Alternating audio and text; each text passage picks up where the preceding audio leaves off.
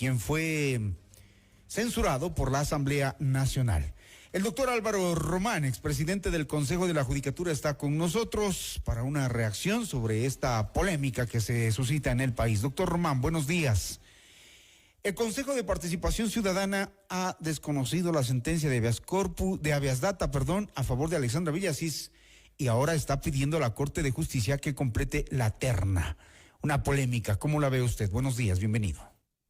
Buenos días, Hernán. Gracias por tu invitación y gracias para dirigirme a los radioescuchas, la ciudadanía que tenga información. A ver, Hernán, nosotros tenemos que partir de que la doctora Alexandra Villasís, el rato que el doctor Mario Godoy fue destituido, a ella le tocaba asumir la presidencia titular del Consejo de la Judicatura, pero apareció este impedimento que de ahora fue inexistente, o si hubo, se lo habilitó por parte de la doctora Alexandra Villasís, y por lo tanto ya no existía este impedimento. El artículo 262 del Código Orgánico de Organización Judicial establece claramente que presidirá el Consejo de la Judicatura, ¿no? El Pleno del Consejo de la Judicatura, y en calidad de presidente del Consejo de la Judicatura, con el artículo 179 de la Constitución, presidirá el representante de la Corte Nacional. Doctor Godoy era representante de la Corte Nacional, cumplió en la terna de la Corte Nacional, y la doctora Villasís también era suplente enviada por la terna de la Corte Nacional. El rato que la misma norma del 262 prevé que, ante ausencia o impedimento del titular, le suplirá la alterna, ¿no?, del Consejo de la terna, que es la doctora Villasís. Entonces, bajo ese aspecto, la norma es muy clara y se complementa con la sentencia que yo planteé en una acción de protección y por la cual fui presidente temporal de la Corte Constitucional. En el párrafo 106 clarificó todo lo que nosotros estamos discutiendo este rato. ¿En qué consiste esto? Yo reclamaba que al ser suplente tenía que ser titular del Consejo de la Judicatura. La Corte Constitucional me respondió y me dijo, ¿usted tiene la calidad de suplente? Sí, porque en esa época estábamos en transición. Las decisiones del Consejo de Transición eran norma constitucional de acuerdo a un dictamen interpretativo de la Corte.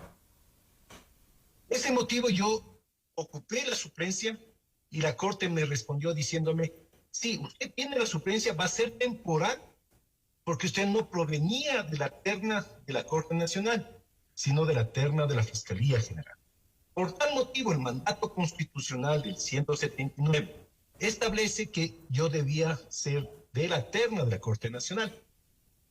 Como yo no tenía esa fuente, ese origen, yo tenía que quedarme siempre como suplente. Como temporal.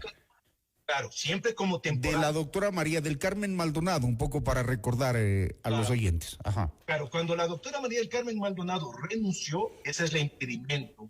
Es decir, ahí viene el impedimento, que ella renuncia y ya no puede volver a ocupar el cargo. Por ese motivo, yo tenía que ser siempre presidente temporal. Y ahí mismo la Corte dice, y como yo tengo la condición de temporalidad y siempre de suplencia, tiene que activarse a través por parte y le manda en esa época al señor Fausto Murillo, que estaba en esa calidad de presidente ocupando el cargo, para que envíe la terna, la petición para que se active el Consejo de Participación Ciudadana en elegir al titular. Por eso se le eligió al doctor Wilman Terán.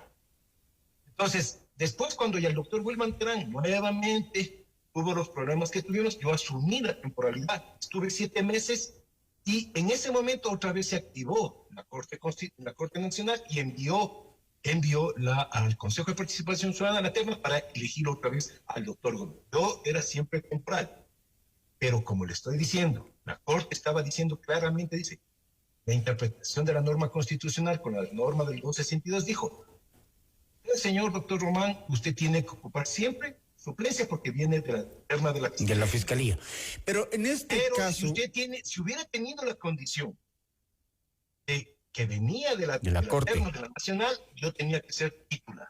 ¿Qué es lo que le corresponde a la doctora Villasís? Porque ella viene de la terna de la Corte. Así es. Efectivamente, hermano, es tan clara la situación que yo no entiendo por qué nos estamos encampando una cosa que no existe.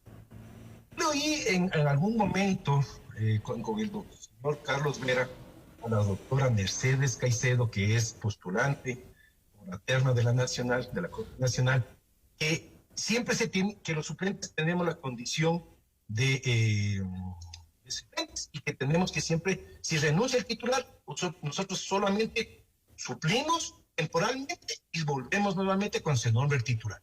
Es equivocada esta interpretación que hace la doctora. Ahora, doctor, la polémica se centra en que ya se venció el plazo para el acatamiento de una sentencia de una jueza emanada hacia el Ministerio del Trabajo para que elimine esa imposibilidad de ejercer el cargo que ha sido debatida durante más de un mes, también excediendo un poco los plazos, y esto podría generar un desacato. A ver, el asunto es que parece que el ministro de Trabajo olvida, siendo abogado y defensor de derechos humanos, el artículo 83 de la Constitución tenemos los deberes como ciudadanos y las responsabilidades ciudadanas. El primer numeral dice cumplir y hacer cumplir la Constitución y las leyes de las decisiones judiciales. Ese es el primer deber. Pues tenemos un deber jurídico que cuando hay una norma constitucional, hay una norma legal, una decisión judicial, debemos cumplir. Ese es el primer deber como ciudadano y más aún como autoridad de cualquier autoridad nacional o del ejecutivo, judicial o de las demás funciones. Si el ministro de Trabajo no está acatando, él está teniendo una, como se dice en el derecho penal, se llama un delito de mera actividad. Y el delito de mera actividad es incumplimiento de orden de autoridad competente. Claro, pero el problema para establecer el incumplimiento tiene que haber un procedimiento que yo, bajo mi interpretación, tiene que ser declarado ese incumplimiento por la Corte Constitucional y ese Corte Constitucional le destituirá y enviará a la Fiscalía General para que se inicie el juicio penal. Ese me parece que es el camino adecuado para el asunto. Debe haber para mí una declaratoria previa de la propia Corte Constitucional. ¿Quién tiene que mandar esa demanda de incumplimiento? La jueza que dictó el habeas data por incumplimiento. Ella no puede iniciar ni juicio penal ni destituir, porque ella no tiene la facultad. La única que puede destituir, acuérdese cuando se hizo seguimiento en mi sentencia, por incumplimiento de la decisión de la Corte Constitucional, la propia Corte destituyó a los 7 consejeros de participación ciudadana y los destituyó al doctor Hernán Ulloa, no me acuerdo quién más, los destituyó. Y además sirvió mi sentencia como incumplimiento, de acuerdo al 83, para destituir al doctor Fausto Murillo y al doctor Juan José Murillo también, juicio político. Entonces, esas son las cuestiones, una cuestión política y una cuestión, digamos, social constitucional. Doctor, ante esta polémica surgida y que se mantiene durante más de un mes, ¿qué es evidente en el hecho de que no se quiera posesionar a la doctora Villasís? Yo lo que estoy, digamos, lo que puede haber por debajo, Hernán, parece que la doctora, el rato que apareció este impedimento, la dejaron. Está ya el economista Larco como presidente encargado, porque no es ni temporal, solo es encargado de acuerdo a los 62 hasta que se designe, digamos, desaparezca. Pero aquí un punto, Hernán. El propio Consejo de la Judicatura tiene un reglamento que en dato que existe impedimentos de los funcionarios, le da 30 días para subsanar esto. Pero aquí hay una cuestión de particularidad. La doctora Villasís fue designada y posesionada por la Asamblea Nacional. Claro. Él ya tiene esta posesión, por eso él ya puede ejercer el cargo directamente, el rato que ya no hay la inhabilidad, ¿no? Ya fue declarada por una jueza constitucional en el habeas data, no tiene la inhabilidad. Él ya tiene que ejercer el cargo. Lo que pasa es que somos formalistas y en este caso dirán, no, es que le falta la acción de personal. No, la acción de personal tiene que ser dos clases de acción de personal, digo yo. Una para los vocales y otra para el personal a partir del director general para abajo. Porque en la acción de personal consta posesión y nosotros no tenemos que firmar posesión ante un director general. Ya lo hicimos ante la Asamblea Nacional porque es un acto de gobierno, un acto administrativo. Bajo ese aspecto, ¿qué habilita la acción de personal? Solamente para cobrar el sueldo, para que nos entreguen bienes y para, digamos, que se nos entregue las seguridades del caso. Simbólicamente, ¿qué pasa? Como la doctora Villasís no tiene el respaldo de las demás funciones del Estado, ella simbólicamente tiene el cargo de presidenta titular del Consejo de la Judicatura, pero simbólicamente no tiene, ¿qué? La cápsula de seguridad, no tiene lo simbólico que significa ser presidente de la Judicatura, entrar al despacho, entrar al edificio y que todos los personales le digan, digamos, cumpla las funciones, pueda convocar. Entonces, ¿por qué no la dejan llegar? Desconozco los motivos. Tendríamos que pedir, debería esto decirle al economista Larco, al señor Fantoni, ¿no? Y al señor ministro de Trabajo, ¿por qué no la dejan posesionar? No, ¿por qué no puede ejercer el cargo ya de presidenta titular del Consejo de la... Está claro, doctor. En el delito de mera actividad que usted menciona, ¿la Corte Constitucional puede actuar de oficio? No. Ya le indiqué que tiene que ser por demanda de incumplimiento de resolución constitucional a través del propio juez, tiene que enviar a la Corte para que la Corte asuma y vea si es que puede hacer. Ahora, los delitos de mera actividad, por ejemplo, usted tiene aquí incumplimiento de... uno de los grandes problemas que está teniendo, me parece a mí, que puede llegar al campo penal, pero veo bastante complicado, ¿no? Es que la abrogación de funciones, es decir, el economista Larco está entrando ya o ya entró, porque lo que conozco, que me comunicaron ayer, es que la resolución de la jueza, doctora Pila, es con efectos retroactivos.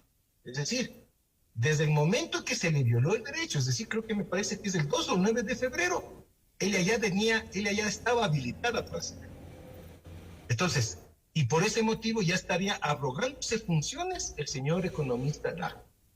Creo yo que ese es otro delito de mera actividad, es decir, solamente el hecho de que realizo, no necesito realizar resultados, solamente el hecho que sigo ocupando el cargo, que no me corresponde, ya estoy cometiendo el delito.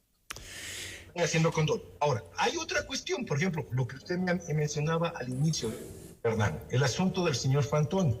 Él dice que él no conoce porque no le han notificado.